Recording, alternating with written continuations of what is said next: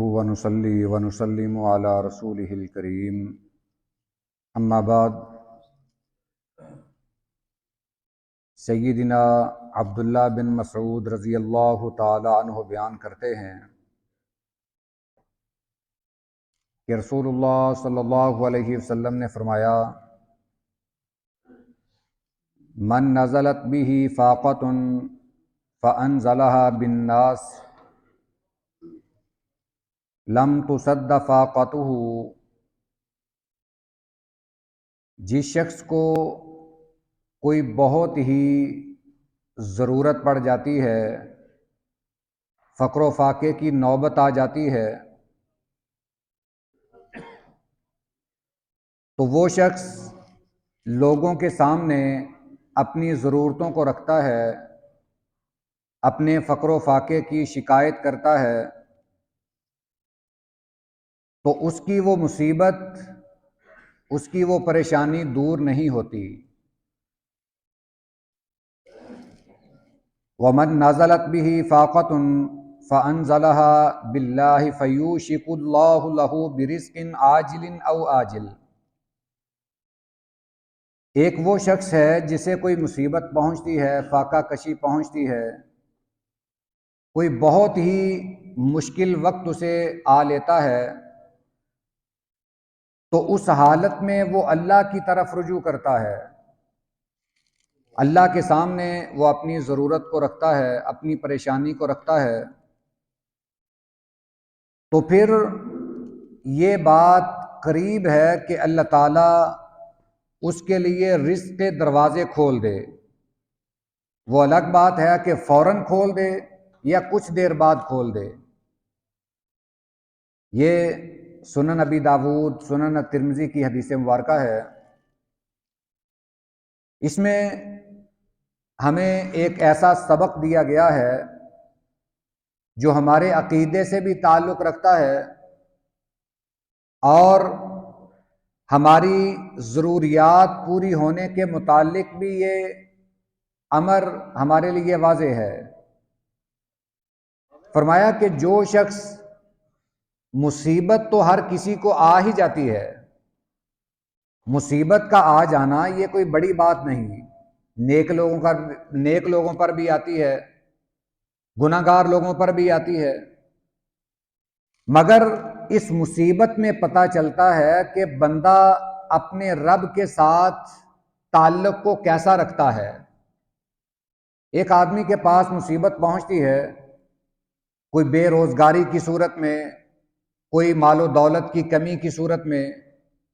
یا کسی بھی صورت میں اسے کوئی مصیبت پہنچتی ہے، گھر میں فاقہ کشی آ گئی ہے،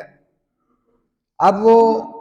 ہر کسی کے پاس جا کر یہ شکوہ شکایت کرتا ہے کہ میری تو پوری نہیں پڑتی، میرے گھر تو کھانے کے لیے بھی کچھ نہیں ہے، بچوں کے لیے کچھ نہیں ہے، میری ضروریات پوری نہیں ہوتی۔ نبی کریم صلی اللہ علیہ وسلم نے فرمایا کہ پھر ایسے شخص کی ضروریات پوری ہوتی ہی نہیں، اس نے اپنی حاجت کو لوگوں کے سامنے رکھا ہے۔ چاہیے تو یہ تھا کہ وہ ذات جو اس کی دعا کو سن سکتی ہے، اس کی حاجات کو پوری کر سکتی ہے، وہ ذات جو اس کے فقر و فاقے کو دور کر سکتی ہے، گھر کے حالات ٹھیک کر سکتی ہے، اس کی طرف اس نے رجوع ہی نہیں کیا، اس سے تو بات کی ہی نہیں۔ نبی کریم صلی اللہ علیہ وسلم نے فرمایا کہ ایک وہ شخص ہے جسے کوئی مصیبت آتی ہے، پریشانی آتی ہے، اور بہت بڑی مصیبت ہے، حتیٰ کہ فقر و فاقے کی نوبت آ جاتی ہے، وہ کسی سے کچھ نہیں کہتا، وہ صرف اپنے اللہ سے رجوع کرتا ہے، اللہ کے سامنے اپنی حاجات رکھتا ہے، تو پھر وہ ایسی ذات کے سامنے اپنی حاجات رکھتا ہے کہ جہاں سے اسے کبھی مایوسی نہیں ہو سکتی، وہ ذات اس کی ضرورتیں پوری کرے گی۔ وہ الگ بات ہے کہ اللہ اپنے بندے کو دیکھے کہ میرا بندہ کتنا صبر کرتا ہے، یا اللہ فوراً ہی اسے عطا کر دے، اس کے گھر میں خوشحالی پیدا کر دے، یا کچھ عرصہ بعد۔ یہ ہمارے لیے بہت سے اسباق ہیں جب حضرت آدم علیہ الصلوۃ والسلام جنت سے نکالے گئے، انہوں نے ایک لمبا عرصہ اللہ سے دعا مانگی، اللہ تعالیٰ سے توبہ کی، حالانکہ بار بار توبہ کرتے ہیں، اللہ سے دعا کرتے ہیں، تو ایک لمبا عرصہ انہوں نے اللہ سے اپنے گناہوں کی معافی مانگی۔ ان کا یہ طریقہ ہمیں بتاتا ہے، چاہے 1 مہینہ لگ جائے، 1 سال لگ جائے، 10 سال لگ جائیں، ہم نے اللہ کا در نہیں چھوڑنا۔ اسی طرح حضرت ایوب علیہ الصلوۃ والسلام، جن کے بارے میں کہا جا سکتا ہے کہ وہ دنیا کے سب سے بڑے بیمار تھے، ہو سکتا ہے کہ ان جیسا کوئی بیمار نہ ہو سکتا ہو، مگر انہوں نے اپنی ایسی بیماری کے ایام میں بھی اللہ کا در نہیں چھوڑا، ہمیشہ اللہ سے دعا کی، اللہ کو یاد کیا، اللہ کو پکارا، اور ان کا بھی ایک لمبا عرصہ ہے۔ ایک لمبے عرصے کے بعد اللہ نے انہوں نے شفا عطا فرمائی،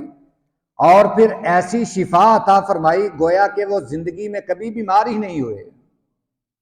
یہ ہمیں تمام واقعات یہ سبق دیتے ہیں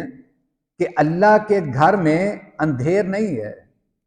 دیر ضرور ہو سکتی ہے مگر اللہ کے گھر سے مایوسی نہیں ہے۔ نبی کریم صلی اللہ علیہ وسلم نے فرمایا کہ اگر وہ شخص جو لوگوں کے سامنے حاجات رکھتا ہے، پھر تو یہ بات طے ہے کہ اس کی حاجات پوری نہیں ہوں گی، وہ ساری زندگی اس کا رونا دھونا لگا رہے گا، وہ لوگوں سے شکوے شکایت کرتا رہے گا کہ میری پوری نہیں پڑتی، میرے گھر میں فقر و فاقہ ہے، میرے بچوں کی ضروریات پوری نہیں ہوتی۔ اگر یہی بات وہ اللہ سے کرے،